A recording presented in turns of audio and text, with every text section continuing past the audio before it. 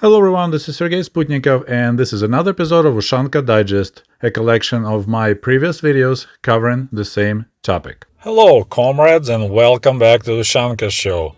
Well, today we're gonna try another pretty big project, and I will try to cover the topic of relations between Russians, Belarusians, and Ukrainians, so it's like a Slavic population, with so-called Southerners, people from Southern republics, which we're talking about Georgia, always say Georgia, Armenia, Azerbaijan, and also a couple of Asian Soviet republics, Kazakhstan, Uzbekistan, Kyrgyzstan, Tajikistan, and Turkmenistan. So this is the topic I'm going to try to cover. And it's going to be another long and boring video. So if you don't like long and boring videos, you might want to skip this one. So here we go. Well, first of all, I would like to remind you that in the Soviet Union, we had extremely low natural mobility of population. Like I noticed in America, it's actually considered one of the important economic factors or indicators is the mobility of population. So is better economy, is better job situation, is more people move around, that considers a good thing. So if they see that mobility drops, so the people kind of stay put, they don't move, that means that economy is slowing down, there's less opportunities out there, and that considers the bad thing. Well, in Soviet Union, due to restrictions, government restrictions of people, population movements, there was not really a lot like natural, like people like, oh, you know what, I got tired of living in Kiev, let's move to Moscow. Or I would like to do something different, move to the warmer climate, so let's go to Krasnodar region, or let's move to Georgia. It didn't happen that way most of the time.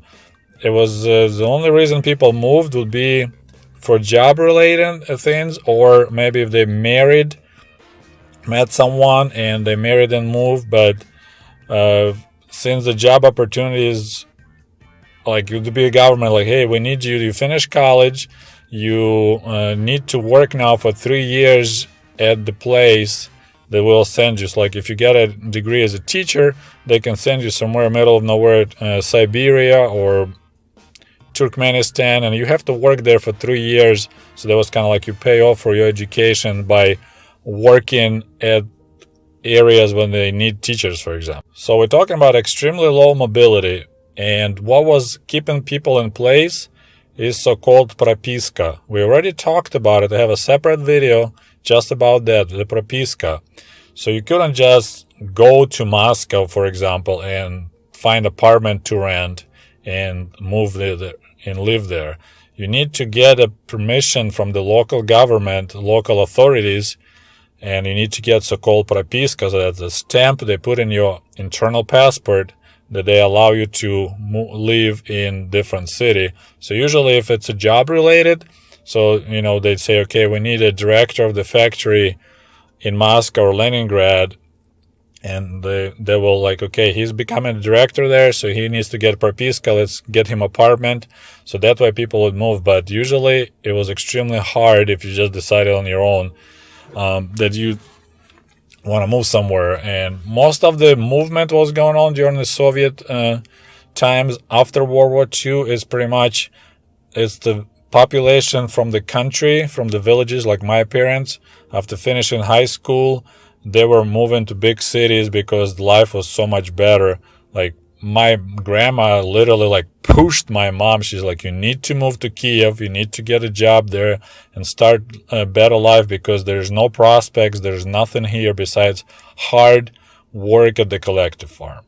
So propiska, that's the main thing you need to keep in mind when you're thinking about how people moved around in the Soviet Union. So since we had such a low mobility, there were not a lot of other nationalities. Like for example, in Kiev, in my class in school, and I already mentioned, my goodness, it's constantly I have to drift into different topics because there's another huge difference between Soviet school system and like American school system. There's only two I can compare with.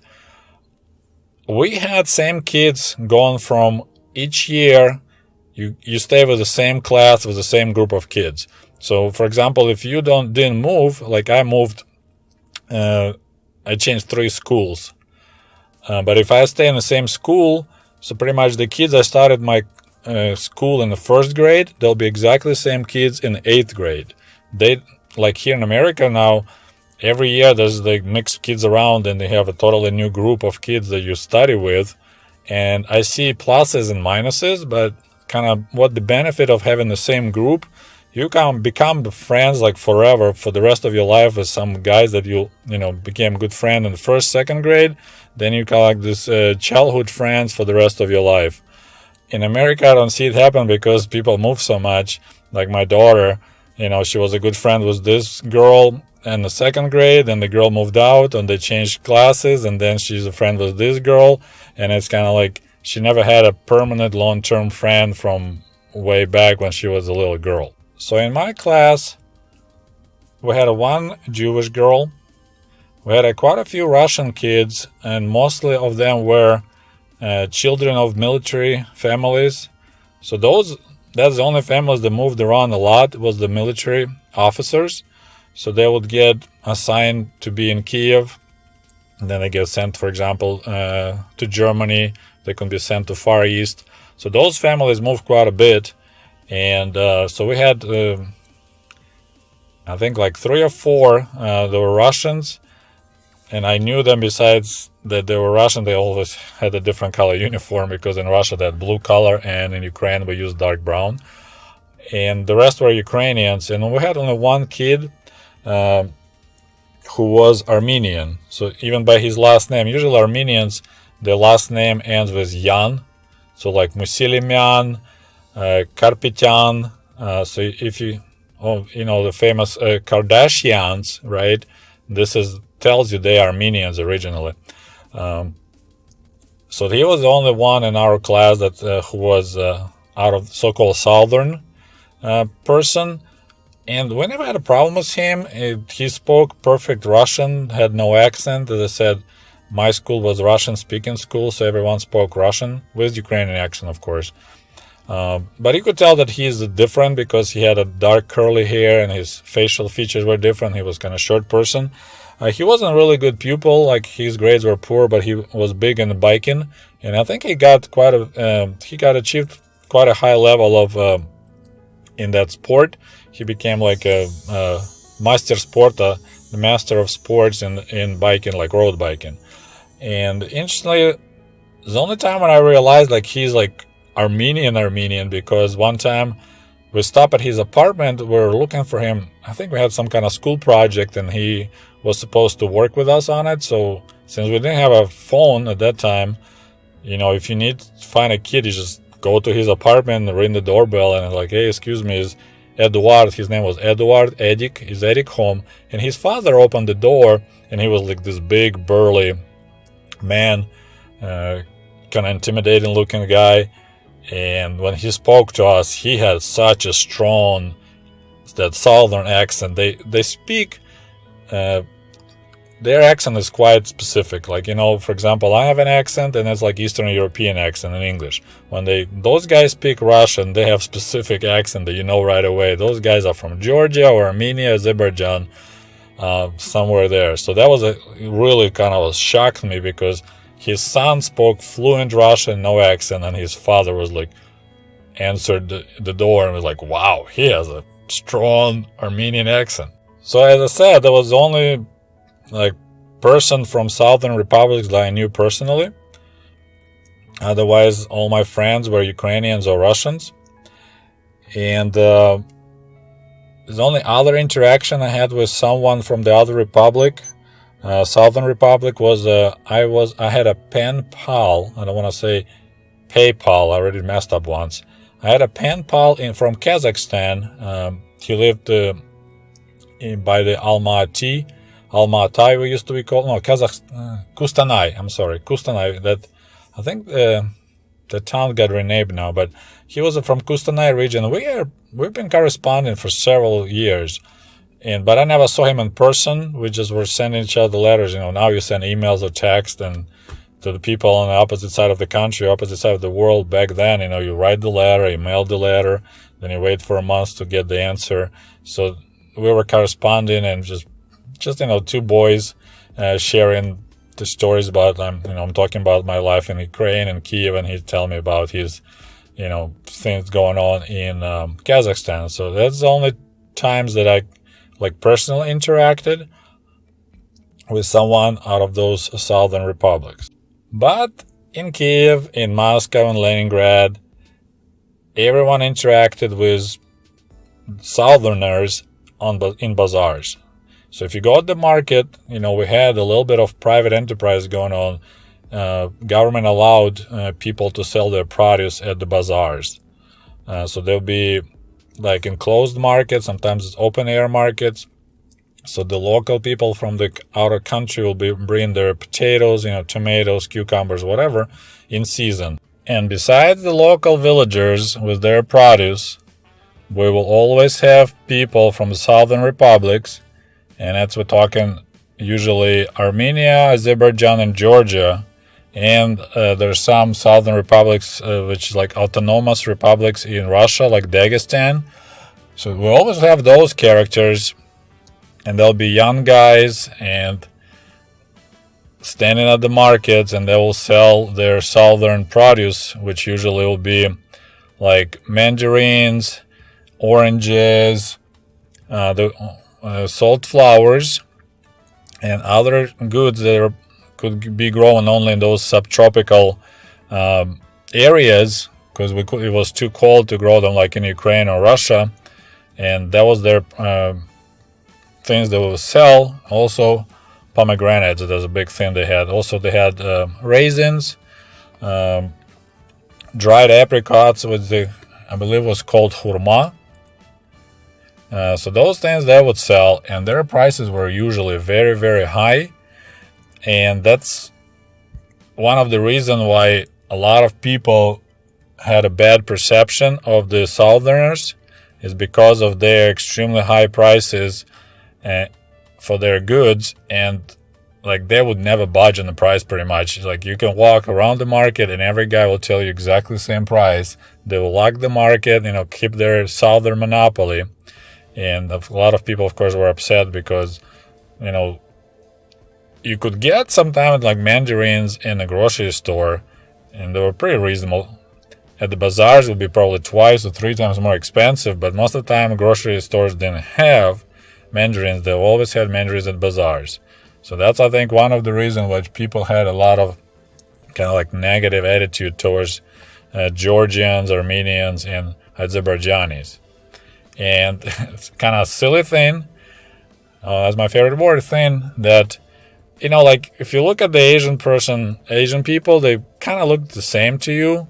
Quite often, if you look at the black people, if you don't interact often with them, you don't see them often, they'll look the same face. It's same, I think, opposite direction.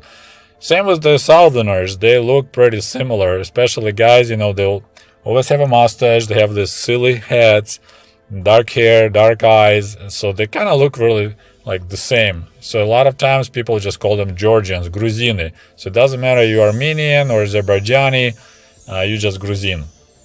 So those Gruzins at bazaars, they always charge too much money.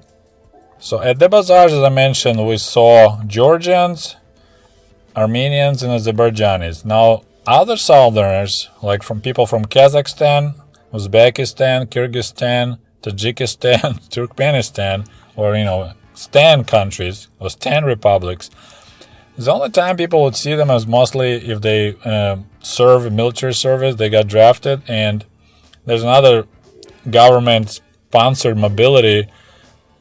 They would send people from southern republics to serve in Ukraine or Russia, and Ukrainians and Russians end up down south for reasons whatever. So when people have during the army, they have a leave, they can leave their military facility and they have hang out downtown Kiev, that you can meet those guys. But so otherwise, I don't think I ever met people from Uzbekistan. And of course, those you can't confuse them with Georgians or Armenians because they look Asian. But I said, like, the only time you probably interact in Kiev with people from Kyrgyzstan or Tajikistan is with the soldiers. And you could tell, like, oh yeah, they're from those republics. And we really didn't know a lot about those republics because they were so far away. We didn't interact with people. And those republics really weren't like big economically involved with anything. So like we didn't really know any good products coming from Uzbekistan or Kyrgyzstan. I know like Uzbekistan and Tajikistan was big, I think, in cotton growing. Uzbekistan, for some reason, I always think about the republic as guys were wearing these interesting hats called tubiteika. And also cantaloupes. Like Uzbekistan, I think, was big on growing cantaloupes. Otherwise, like if I try to think about, Turkmenistan, all I can think of, okay, maybe I think they have deserts. Tajikistan, I just recall there were movies about civil war in the 1920s, and I think Tajikistan had a lot of these rebels called Basmachi. And another thing I just recalled that in school one time, I was maybe 6th or 7th grade, we had a project. We had to create presentation of one of the other republics, and you just kind of like, you have the papers. Everyone pulls the paper and like, okay, this class get Belarus, other class get Litva, and we got Kyrgyzstan. And we look at each other like, anyone knows anything about Kyrgyzstan? I was like, I know the capital of Kyrgyzstan because I was good at geography. Like besides that, I have no idea. So we had to go to library and pull the books and study about the republic because we had no clue. So this is kind of everyday interaction with people from Southern Republic. Okay, so this was my first video about Southern republics and relations between Ukrainians, Russians, and representatives from those faraway places. And the next video will be a story. We'll look in detail about Azerbaijan, Armenia, Georgia, about the humor, relations, and stuff like that. So I hope you enjoyed this video, and as always, don't forget to like it and share with your friends on social networks, and we'll talk to you soon. Здравствуйте, товарищи! Today we're going to continue our conversation about the comrades from the southern Soviet republics, Georgia, Azerbaijan, and Armenia. By the way, did you read or heard the news about Georgia? Which is kind of interesting that we have a Georgia, United States, and we got Georgia as a separate country. Of course, we say Gruzia, but I don't know, that's a magic for me. How come there are several countries that the name changes, like pronunciation changes so drastically from native language, for example, to like English. Like we say Ukraina, but in English we say Ukraine. We say Gruzia, in English say Georgia. Russia – это Россия. So it's weird, but anyway, as you know, we have a Georgia, United States, and we have a Georgia. And what I remember, I read the news that when Russia attacked Georgia several years ago, in the States, next to Georgia, United States, all the rednecks panicked when they heard the news that Georgia got under attack by Russians. So they bought all the ammo and weapons, like in any gun stores. They sold out all the weapons because all the neighborhood rednecks were ready to repel a Russian attack after they done occupying Georgia. So I thought it was very funny. Okay, so as I mentioned, we'll talk a little bit more in detail about our friends, Southerners, Ushanka from Georgia, Azerbaijan, and Armenia. Now, the main difference between those three republics is that Azerbaijan is a Muslim, kind of like mostly Muslim country, while Georgia and Armenia, they mostly Orthodox. So it's kind of like Christian, I guess. I'm not really deep in the religion details, but the main difference is that Georgia and Armenia, they kind of like Christian countries and Azerbaijan Muslim. So that's the main difference. Otherwise, for any Soviet person like Ukrainian, Russian, they all look the same. And quite often we just call them all Georgians, Gruzini, regardless if you're from Azerbaijan, Armenia, or Georgia, you're just Gruzin. Or there will be other nicknames like Mandarin Man, because you sell mandarins, or Flower Man, Svitochnik, because you sell flowers, or just a spekulant, because you speculate, you sell for profit some goods. So the first thing is my favorite word again. I think of Georgians, we'll just say Georgians, is besides they look the same to us, dark complexion, dark hair. Quite often they would have mustache. They have the specific shaped nose. They also wore these interesting looking hats, caps, which got nickname aerodrome. So like airfield, because sometimes they were quite large, big flat cap. And I'm not sure why the size was so sometimes ridiculously big, but it makes me think of Texas, like in Texas Cowboys. There was like a sign, if you're rich, you have a big, nice cowboy hat, and that famous saying, big hat, no cattle. So you look like you're rich because you have a big hat on your head, but you have no cattle. So kind of similar. There was one of the status symbols that you have a nice large kepka, cap, and that was we didn't wear those. Didn't wear those. That was just always you could see that hat, the guy will be Gruzin. And while I was researching for this video a little bit, I got curious, like, hey, what is this? Why they wore those silly hats? And I looked it up, and apparently the origins is actually from Italy. Apparently, long time ago in 1850s, so it's not 1900s, 1800s, so 2 centuries ago, Duke Vorontsov, Russian Duke, he opened the opera theater in Tiflis. Now it's called Tbilisi, the capital of Georgia. At that time, they called the whole area like a Caucasian mountains area, and Tiflis was the capital. So he constructed opera theater in that city, and he invited a lot of singers and performers from Italy. So that place was quite famous. There was a good opera theater with a good staff. But in 1874, that theater burned down. I didn't find an explanation what actually happened. So all these performers, Italians, they found themselves jobless, and most of them left. They went back to Italy or back to other European countries to perform. But several Italians, they really liked town. They really liked Tiflis, so they stayed. And one of the guys, who was a singer, he decided to try his skills that he learned from his father when he was back in Italy as a teenager. He learned how to make cupola hats. Cupola hats, so that's a traditional hats from Sicily. So he thought maybe he can sell those to local Germans. Apparently there was a German population in Tiflis. So he opened a little shop and he started making those cupola hats. But to his surprise, those cupola hats became very popular among the locals, among the Georgians.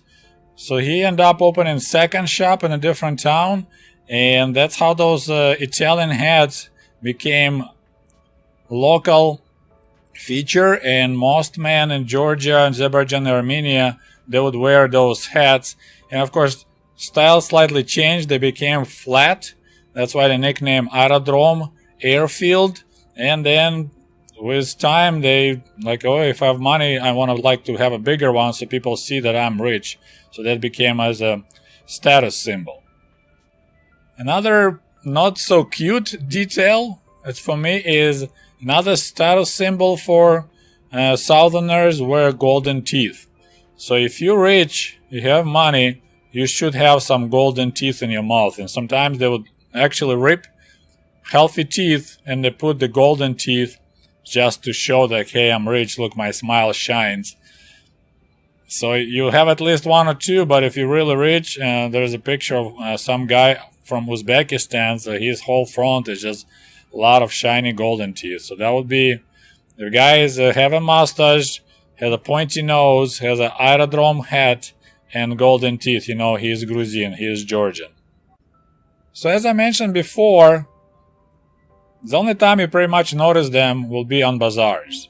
At the bazaars, they would sell flowers, mostly carnations, gvazdika, and prices were steep, like around 1 ruble per flower, which, you know, I always times 10 to transfer to modern dollars, about $10 per flower. Very expensive. So you only buy those flowers for important events, you know, someone's birthday or something like that. You don't just land them like, oh, I feel like I want to buy some flowers to my wife because it was so expensive for a regular worker. And Georgians, actual Georgians, Gruzini, they were mostly specialized in flowers. Now, Azerbaijanis and the people from Abkhazia, it's one of the republics of Russia, they were mostly selling fruits, pomegranates, granati. Those were popular product, and usually price was like a ruble per piece. So one pomegranate, $10. Then permisons, another exotic for us fruit, so it was $1 a piece. Then we'll sell oranges, lemons. Those probably were a little bit cheaper than that. Mandarins. They would sell fresh tomatoes and cucumbers around New Year. So, of course, as I mentioned, Russia is pretty much Canada. If you look at the map, Russia, it's so much up north that it's pretty much same as Canada. So you can't really grow anything on the most territories. So the only place that you could grow any of those tropical, subtropical fruits will be Georgia down south. So they kind of had a natural monopoly, and since Soviet Union didn't import any fresh fruits except bananas, they had monopoly, they hold the market, and they kept the prices extremely high. So they would charge for fresh tomatoes $80 to $100 for kilo. So it's about almost 4 pounds. So I would say about $25 a pound you pay for fresh tomatoes at the New Year if you want to impress somebody. Very, very expensive. And someone mentioned in a comment that prices probably were so high because of the transportation costs, which is kind of true, but you need to understand we had no private transportation, pretty much. I mean, you could drive your own car if you have a car, but it would be really inefficient. You know, you can put in so much things in your trunk. So I believe what most people did, most Georgians did, Gruzini, they used trains or airplanes, but sometimes they would fly themselves. But usually you'll have people like in Kiev that they live full-time in Kiev and they sell at the bazaars. Then you have people in Georgia, so they go to the train station and, you know, you have a passenger trains connecting Tbilisi and Kiev, for example, or Tbilisi and Moscow. They pay cash to the provodnik, to the person who is on the train, and they give them cases of fruits. So they store them on the train. So, of course, government doesn't get paid anything. The only person who is in charge of that train car gets paid. They fill up their little nooks and crannies with the flowers in the buckets or with the cases of, you know, crates with apples or whatever, and that's how they get shipped. So there was no like you hired a private company to track and a semi-truck to move your fruits. It was everything done utilizing government-owned transportation, but private people got paid. That's one of the things people made extra money is actually riding on the back of the government-owned trains or maybe even trucks and even airplanes. They'll probably just bring a bunch of flowers because, you know, flowers, you want them to be fresh. So they just pay to pilots, and the pilots load up some cargo with the flowers and they unload them in Kiev or Moscow or Leningrad or even in the Far East in Siberia. Interestingly, I didn't know that, but when I was researching for this video, I discovered Armenians mostly weren't selling at bazaars. They were specialized in the shoe repairs and shoemaking. So we had these kiosks all over the city, the little tiny metal box with the window and a door, and a guy will be sitting in there with these little tools and glue, and what he does, he will be mostly repairing shoes. Since we had such a shortage, remember that word I was telling you many times, deficit? Everything was deficit. It's not as you go in a shoe store and there'll be 10 varieties of different shoes, especially for the ladies. If you have high heels, they wear out pretty quick. So you'll constantly have to take them to repair shop, and they'll put a little new, we call it kabluk. They will glue little new, I don't know the word in English, that little part so that your shoe don't wear out. So this just will be this one little part that constantly wears out. It's almost like a tires in your car. So you have these little hard rubber pieces that will nail it or glue it to the soles of your shoe to keep shoes protected, so the actual sole of the shoe won't be wearing out, just that piece of rubber that they nailed it or glue it. Like I remember my mom had the same pair of high heels forever. There was a cute little pair, and I remember all my life as a kid, she would wear those shoes and just periodically take it to the repair shop, and the guy will remove the one that worn out, and he will nail the new one or glue the new one. So the Armenians were specializing in this shoe repairs and maybe some shoemaking business, while the Azerbaijanis and Georgians were mostly at the market selling flowers and fruits. When I was asking around about people who lived in the USSR, like what kind of memories they have about Southerners, one lady commented instantly. She said, as a teenage girl, I was horrified to walk through the market. So she lived in Leningrad, and they had, markets. So when she was walking through the market, when the Georgians will sell flowers or fruits, she was horrified because those guys were really aggressive, chasing chicks. Like they were Casanovas, and they were pretty bold. They would just kind of step right in front of you, like, hello, do you think I'm handsome? You want to go and get, date or something like that? So they were really hot-blooded, and it was a lot of jokes that super horny, and they won't be attacking girls, but it's almost to the level of harassing. So whenever they see the pretty girl, they will be constantly loudly commenting how pretty she is, and like, hey, pretty one, come here. I can give you free mandarin, or if you smile to me, I'll give you, free persimmon, stuff like that. So they were really aggressive, chasing our ladies.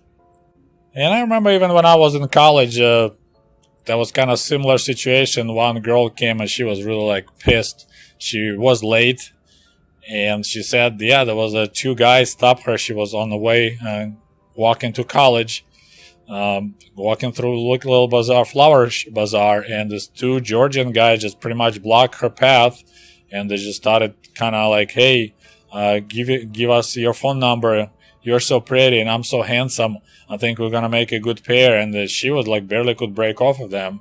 And as I mentioned earlier, usually people didn't notice them. You may notice them in bazaar when you try to deal and get a better price. But when you see a Georgian guy walking with the Russian girl, then you might get some comments behind your back, because people were really sensitive. Just like in the case with African students, that wasn't really approved when you see someone from Georgian or somewhere else dating a Russian girl. So there will be some nasty comments about the girl especially. And if some drunk guys, they might try to beat up the Georgian guy. Okay, I don't want to make this video too long, but I have a couple good stories which I'm going to make in next video. It's about my trip to Azerbaijan, to Baku, which I did when I was in 8th grade, so I was about 15 years old. And I actually had some experience interacting with Armenians here in the United States many, many years ago, like 96, 97. That was actually quite an eye-opener about the Armenian culture generally. So that's coming up in my next video. But for right now, thank you so much for watching my channel. Don't forget to put like, share with your friends, and we'll talk to you soon. Today we're going to try to wrap up our story about people from the Soviet South, from Georgia, Azerbaijan, and Armenia. And as I promised, I would like to share with you my story about traveling to Baku, which is the capital of Azerbaijan. I believe it happened in 1987 or 86. I don't remember. I need to trying to find some pictures. I think we had a couple of group photos. So I think I was like 15 or 16, and it was maybe winter or fall. I believe it was winter. That was our, like you guys call it, Christmas break in school, and we call it just winter break. And it was the first time when my parents finally made me to go and travel. I was really bad about it. Our union, like labor union, wasn't much useful for workers, because they communist organization, so they won't go against the communist leaders, right? So they might try to help you a little bit if you have some issues at work, but mostly they were protecting, actually helping the management to run the facility, to run the factory. The only benefit I remember was they paid up to 70% the cost of travels. So, for example, if you buy putyovka, if you remember that word, we already talked about it in my videos about vacation in Soviet Union.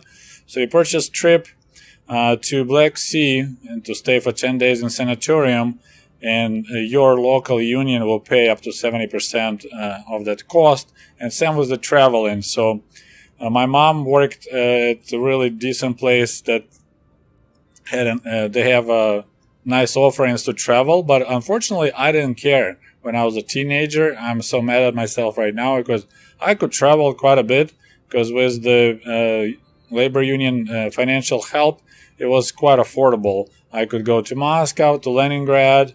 I think it was even a trip to Baikal, Lake Baikal in Siberia, which I really mad at myself for that, because this is one of my things on my bucket list, is to see Lake Baikal, the deepest lake in the world. So this time, as I said, I had a winter break, and my mom purchased for me this travel package. So the bunch of her co-workers purchased too. So we had probably a group of 15 kids, maybe 20 kids from that work, going on a train to Baku, staying there for, 3-4 days. I don't remember. That was a long time ago, and then traveling back. And I remember I really didn't feel like going.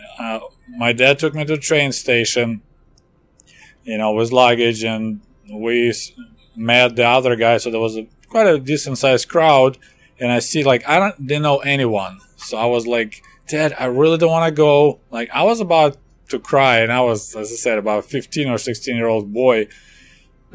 Anyway, my dad, bless his heart, he forced me. He's like, nope, I'm coming home by myself. You going to Baku. We paid the money. Too bad. Tough crap. Get on that train and try to enjoy your trip. So we went to Baku. So I said it's probably 1986 or 87, so we still had Soviet Union, but it started, like an old pair of pants. It started slowly having holes, and seams started slowly coming apart. So we arrived to Baku, and it was a long train ride. We had to sleep twice. So, we left at night, late in the evening, slept on a train, traveled all day, slept again on a train, and then we arrived to Baku, which is right on the shores of the Caspian Sea. We stayed in a central hotel. It was okay. I think it was like 3 or 4 kids per room, as far as I remember. And, then we kind of went around as a group to discover Azerbaijan a little bit.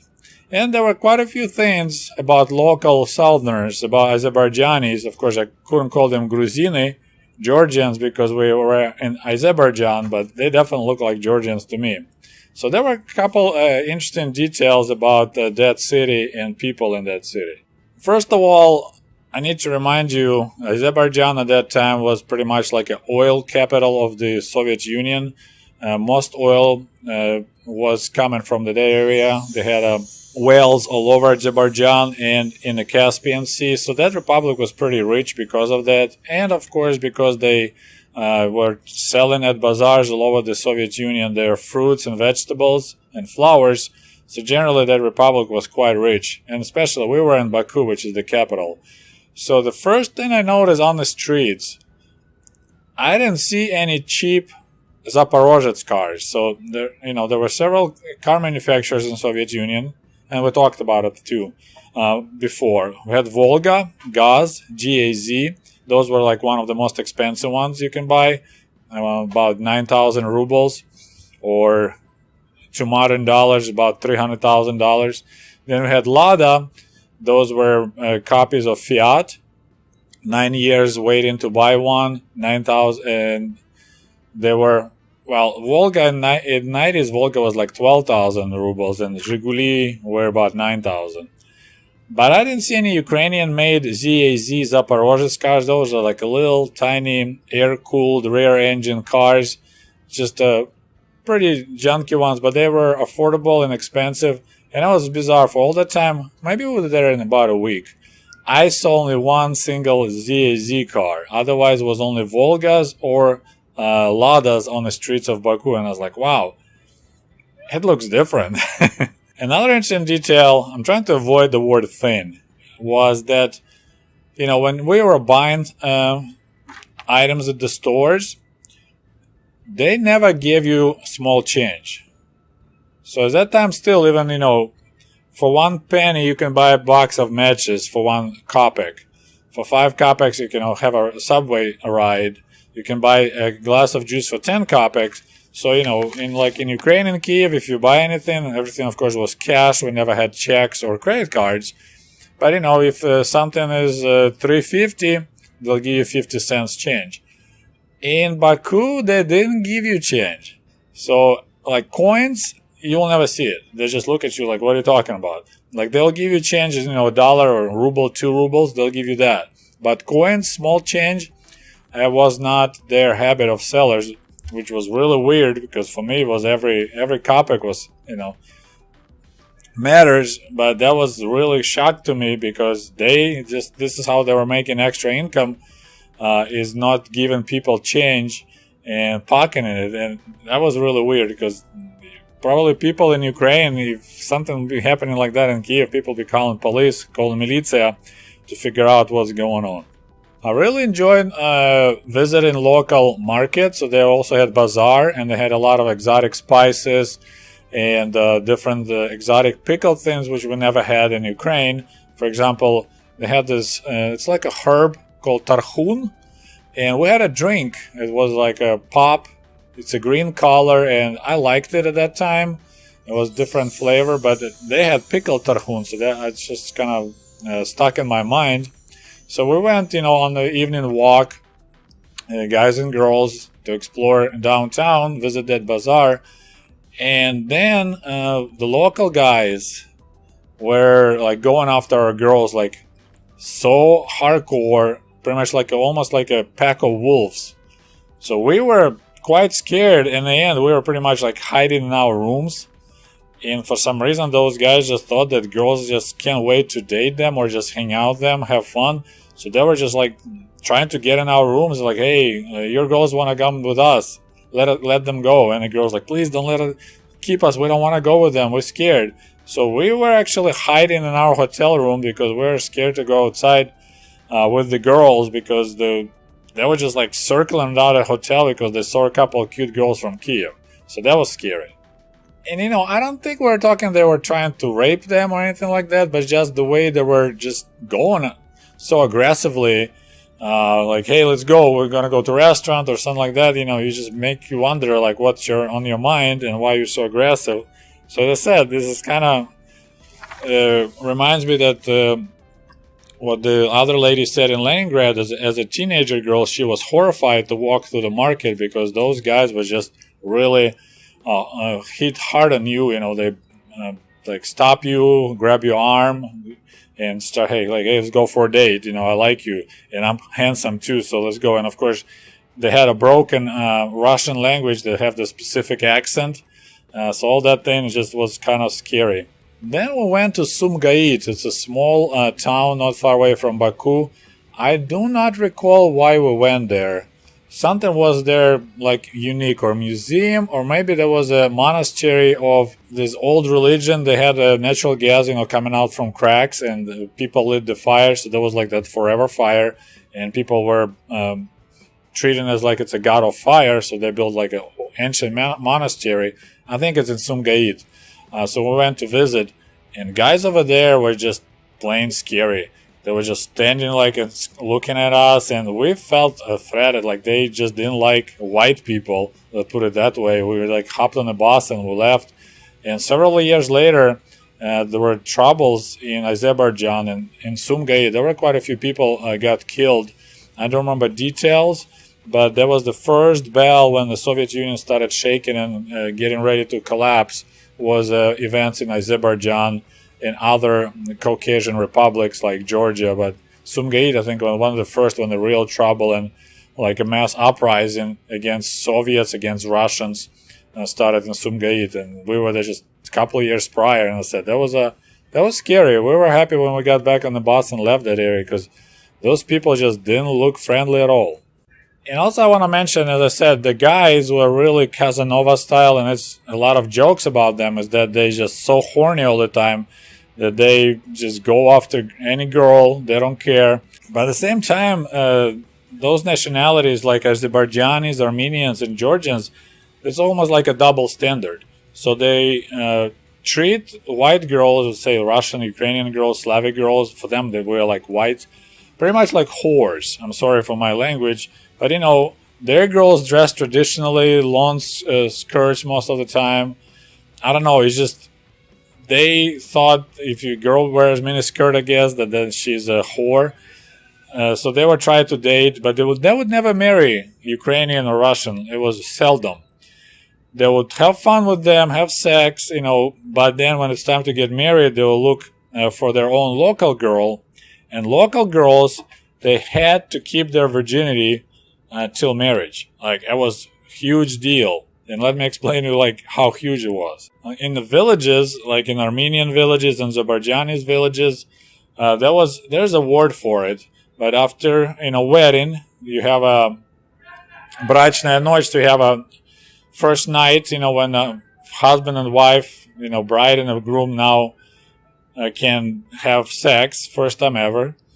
And in the morning, what the parents of the groom, now he's a husband, do, they remove the sheets off the bed and they carry it up high through the village to show the bloody spots on the sheet. So they show the whole village that my son married a virgin. She's clean. She was whole. And there's the proof. So they will walk, I'm dead serious, to the whole village to show everyone that we weren't shamed and these relations are pure and my son married a virgin.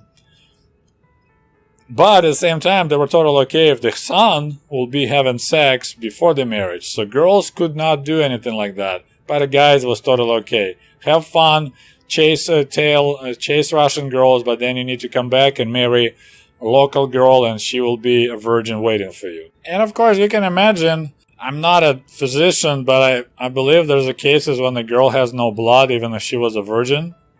So then what would you do? You cut your finger or you gotta, to create bloody mess. But if there's a sheets in the morning, has no blood spot, it's considered that it's a shame and the wedding is canceled and they kick the girl out.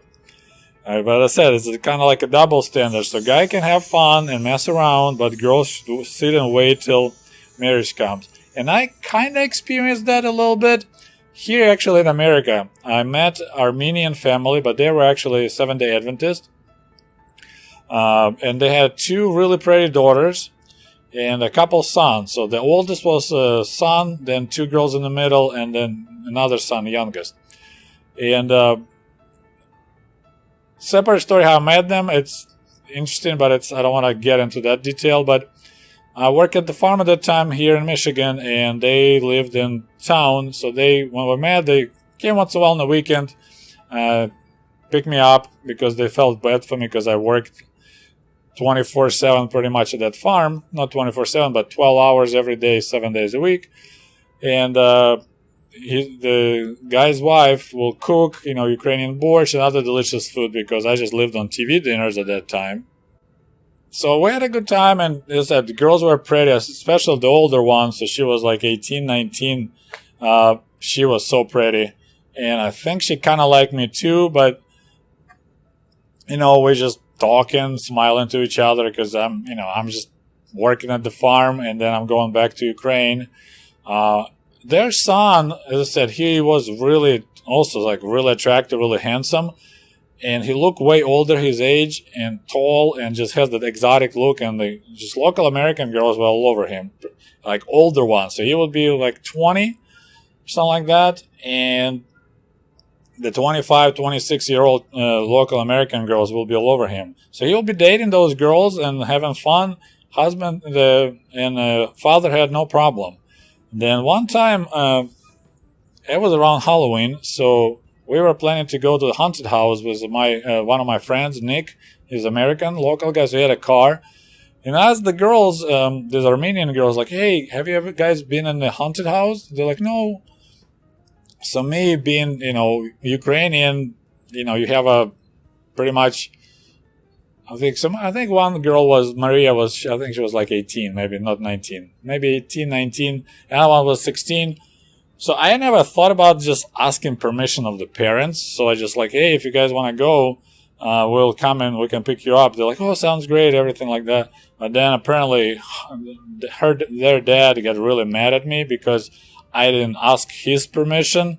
I just asked girls directly, and like he was mad at me for a while, and I was like, I'm sorry, I wasn't like even a date. We just going to haunted house, and I wanted your daughters to see it. It's a really cool American thing.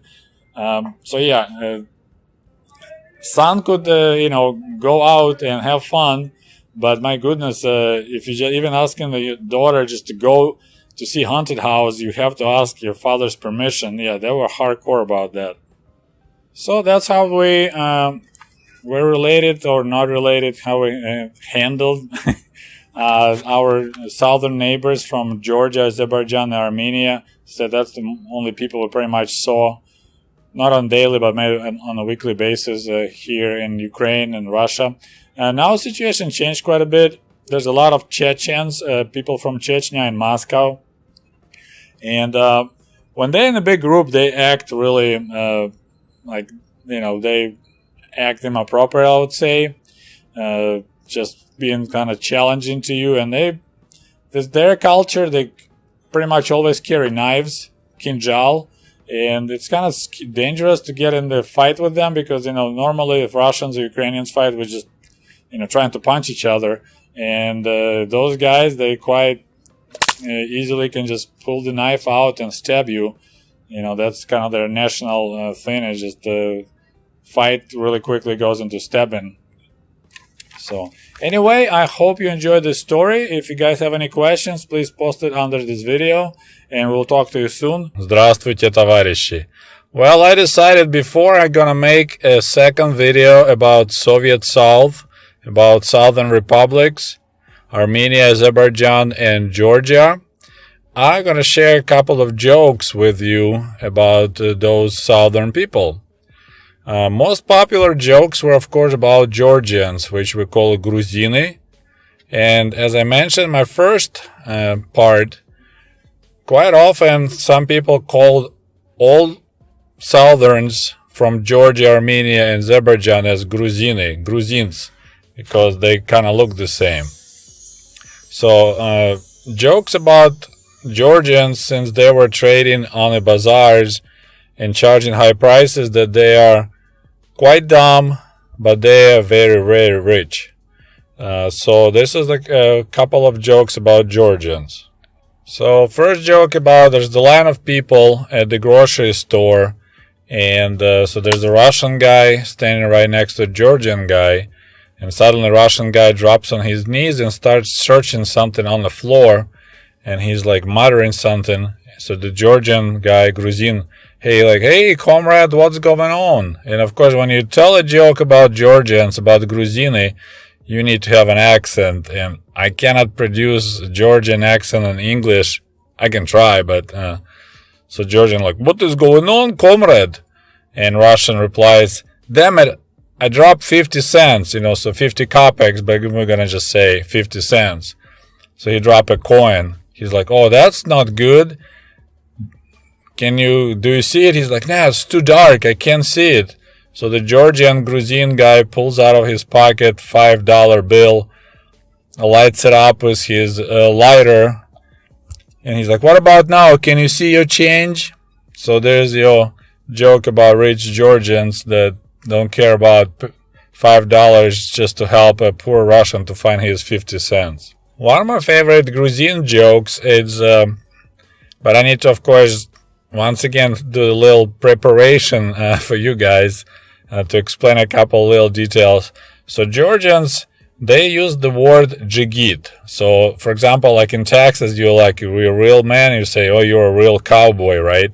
So in Georgia, they say, "Oh yeah, he's a real jigit." So that's like their warriors, Georgian warriors, they're jigits. You know, they ride horses, they got this interesting clothing, but we're just gonna call cowboy, okay? So this joke goes like this. A Russian lady, she finished college, became a teacher of Russian language. And as I mentioned, when you get education in Soviet Union, it's free, but the government will assign you to whatever location they need teachers. So this lady got assignment to go to Tbilisi, which is the capital of Georgia, to be a teacher. So she arrived to in the airport. You know, she flew from Moscow to Tbilisi, and there's a Georgian guy. I met her at the airport. She got her luggage in the car, so she's all kind of nervous and excited. So they start driving on the streets of Tbilisi, and this Georgian guy, you know, all nice and smiling, and then suddenly he just blows right through the red light. You know, he doesn't stop on the crossroad, on the intersection. So this lady all freaked out, like, "What are you doing? Why you didn't stop at the red light?" And he just smiles at her because, you know, he kind of want to impress the Russian chick. He's like, "Ma'am, real Georgian cowboys don't stop at red light." She's like, "Oh my God, you guys are crazy." So he does this several times, flies right through the red light on the intersections, and of course girl is freaking out every time, and Georgian guy just smiles and repeats, "Real Georgian cowboys or real jigits never stop at the red light." The next intersection, there's a green traffic light, and he suddenly slams the brakes and stops his car, and she looks at him. She's like, "What's going on right now? That's a green light." And he's like, "Yes, I know, but what about there's another real cowboy driving on that road and doesn't stop on the red light?" So there's another Gruzian joke for you. Okay, we're gonna jump now to Armenian jokes, and it's kind of interesting, and I'm not sure what is the background, but for some reason, the jokes about Armenians were about Armenian radio. So it's kind of similar. The Armenian radio, they do dumb stuff, so they will have a really dumb comments or dumb answers. A lot of Armenian radio jokes is pretty much, you know, listeners send a question to Armenian radio, and Armenian radio gives the reply, and of course it's supposed to be silly. So one listener sent a question, and of course, you know, Armenians, they're so proud of their capital. They think it's the most beautiful city in the world, and the capital of Armenia is Yerevan. So there's a listener sent a question, "Dear Armenian radio, what is the most beautiful city in the world, and how many nuclear bombs will it take to erase it from the face of the earth?" So Armenian radio was thinking for a little bit and then answered, "You know, we think Tbilisi, which is the capital of Georgia, is also the beautiful city." My favorite Armenian radio joke is about, so this Armenian radio was complete silence for the whole hour on the radio. Then after that, there was announcement. "Dear comrades, we finished our programs for deaf people, so people who can't hear, and we return to our regular broadcast." So this is my favorite joke. I don't know if you got it, but the idea that they were making sign language in front of a microphone, having a program for deaf people on the radio, and then they announced that they returned back to the regular programming. So I thought it was the funniest joke ever about Armenian radio. Another topic for the jokes about Armenians and Georgians, that they are kind of bisexual, so they're like always extremely horny. There's another topic. They're always horny. They always chase chicks, but they're kind of also bisexual, so they don't mind sometimes to hit on a guy. So there's a Armenian radio joke when a listener asking Armenian radio, is it true that composer Tchaikovsky was gay? And Armenian radio answered, yes, it's true, but we liked him not only because of that. His music is also very good. And one more joke about Georgians. So there's like 4 Gruzians, 4 Georgians workers, they finish work and then in showers all together. But because of the shortages, they have only one piece of soap. So, they kind of take turns, they stay and they pass the soap next to each other. And then one guy drops the soap by accident. So this Georgians guys, staying around looking at this bar of soap, looking at each other. And he's like, well, I guess we're done showering. So if you didn't get this joke, is the idea that they are afraid, any of them, they don't trust any of each other to bend over and pick up a piece of soap. Because as I said, there's a joke that they also bisexual. So this is kind of like standing like, nope, I'm not bending over to pick it up. Neither I. So we're done showering, I guess. All right. So I hope you enjoy some bad Soviet jokes about our southern friends. And as always, don't forget to like this video, share with your friends, and we'll talk to you soon. До свидания. Goodbye.